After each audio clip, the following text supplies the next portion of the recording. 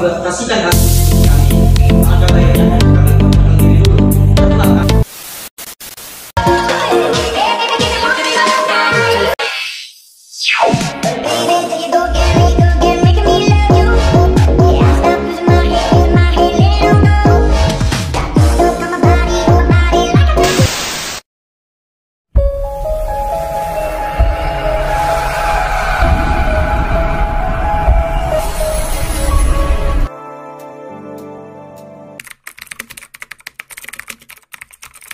Nah, pastinya tentunya kita penasaran kan apa sih yang dimaksud dengan etika? Seperti apa sih prinsip-prinsip etika yang diterapkan? Nah, kita simak materi. Baik, saya akan menjelaskan materi kami dengan topik etika dalam berjualan di media sosial. Nah, sebelum saya memaparkan etika dalam berjualan di media sosial itu seperti apa, pertama sekali kita tahu arti dari etika. Etika adalah cabang filsafat yang membahas tentang apa yang baik dan buruk, serta prinsip-prinsip moral yang mengatur perilaku individu atau kelompok. Nah, di sini etika dalam berjualan di media sosial itu merujuk pada prinsip-prinsip moral dan norma yang harus diikuti oleh para penjual saat mereka memasarkan produk atau jasa melalui platform media sosial. Nah, hal ini mencakup adanya tanggung jawab penjual terhadap konsumen, transparansi informasi, serta memberikan perlindungan data pribadi. Adapun prinsip-prinsip etika dalam berjualan di media sosial itu bagian A, membangun kepercayaan serta kejujuran. Nah, di sini kepercayaan adalah elemen kunci dalam hubungan antara si penjual dan konsumen. Di media sosial, di mana komunikasi terjadi secara tidak langsung, dapat membangun kepercayaan menjadi lebih penting. Penjual yang transparan dan jujur dalam menyediakan informasi tentang produk akan lebih mudah mendapatkan kepercayaan dari konsumen. Bagian B, transparansi informasi. Di sini penjual harus memberikan informasi lebih jelas dan akurat mengenai produk. Pertama, detail tentang produk, termasuk spesifikasi, bahan yang digunakan serta manfaat dari produk tersebut. Yang kedua, harga. Penjelasan tentang harga yang harus jujur, termasuk biaya tambahan seperti adanya pajak atau ongkos kirim. Yang ketiga, kebijakan pengembalian. Informasi tentang prosedur pengembalian barang jika produk yang diterima tidak sesuai dengan harapan. Bagian C, menghormati privasi konsumen. Perlindungan data pribadi adalah aspek penting dari etika penjualan. Nah, penjual di sini harus mendapatkan persetujuan. Pertama, memastikan bahwa konsumen memberikan izin sebelum menggunakan data pribadi mereka. Yang kedua, mengamankan data. Mengimplementasikan langkah-langkah untuk melindungi data dari akses yang tidak sah dan penyalahgunaan. Bagian D, tanggung jawab sosial. Nah, penjual harus mempertimbangkan dampak sosial dari produk yang akan dijual. Nah, dalam hal ini seperti ada isu lingkungan, memilih produk yang ramah lingkungan dan tidak merusak ekosistem. Kedua, dampak sosial. Nah, menghindari penjual produk yang dapat merugikan masyarakat seperti menjual barang ilegal atau berbahaya. Sebelum kita masuk kepada contoh pelanggaran etika, tentunya kita harus mengetahui terlebih dahulu apa itu pelanggaran etika. Seperti apakah pelanggaran etika itu? Yang dimana pelanggaran etika adalah suatu tindakan atau perilaku yang tidak sesuai dengan norma, prinsip moral, atau standar profesional yang berlaku dalam suatu lingkungan atau profesi tertentu. Dalam konteks bisnis dan pemasaran, pelanggaran etika dapat merugikan konsumen, menciptakan ketidakpercayaan, serta mencoreng reputasi perusahaan. Bentuk-bentuk pelanggaran etika yaitu yang pertama itu bisa terjadi iklan yang menyesatkan, yang dimana iklan menyesatkan ini adalah praktik mempromosikan produk atau jasa dengan informasi yang tidak akurat, dilebih-lebihkan, atau tidak sesuai dengan fakta. Tujuan utamanya yaitu dapat memanipulasi persepsi konsumen agar membeli produk tersebut. Yang kedua itu ada ulasan palsu, yang dimana ulasan palsu ini adalah tindakan membuat atau membayar orang lain untuk memberikan ulasan positif maupun negatif terhadap pesaing yang tidak mencerminkan pengalaman nyata pengguna. Nah, yang pertama yang perlu diketahui yaitu ada menggunakan jasa review berbayar. Yang kedua itu memberikan imbalan untuk ulasan positif. Perusahaan dapat menawarkan voucher belanja atau diskon kepada konsumen dengan syarat mereka memberikan ulasan positif tanpa mengundulikan apakah konsumen puas atau tidak dengan produk atau jasa tersebut. Jika konsumen tidak berminat dengan, mungkin kita bertanya mengapa sih konsumen itu walaupun dia tidak berminat dengan produk tersebut, mengapa perusahaan tetap memberi diskon sebagai imbalan untuk ulasan positif? Bukankah ini termasuk ulasan palsu? Nah, mari kita simak.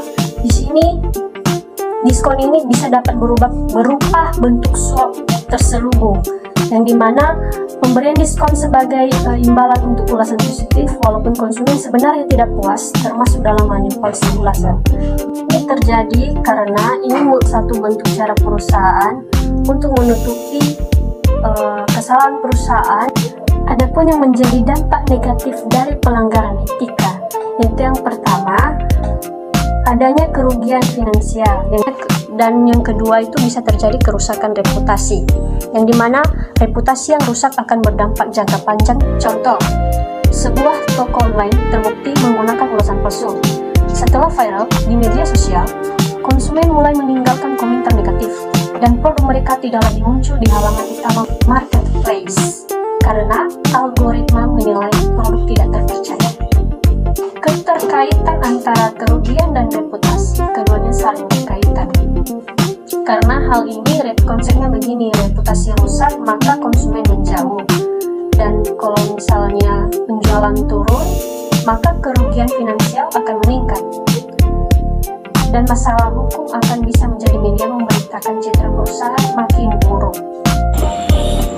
Baik, di sini saya akan melanjutkan penjelasan dari teman kita Fidelia. Bagian E, langkah-langkah untuk menetapkan etika.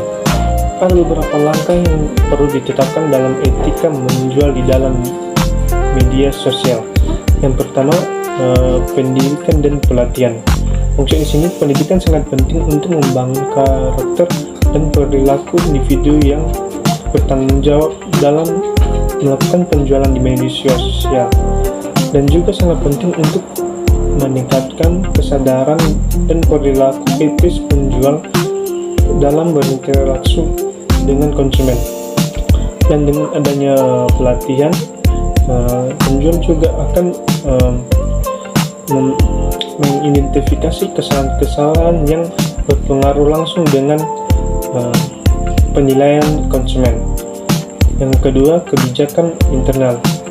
Jadi diterapkan kebijakan internal dalam etika penjualan dalam media sosial sangat penting untuk memastikan bahwa penjual memahami dan memenuhi standar etika yang diharapkan, dan kebijakan internal ini juga dapat meningkatkan kesadaran etika penjual dan mempromosikan perilaku etis dalam berinteraksi langsung dengan konsumen.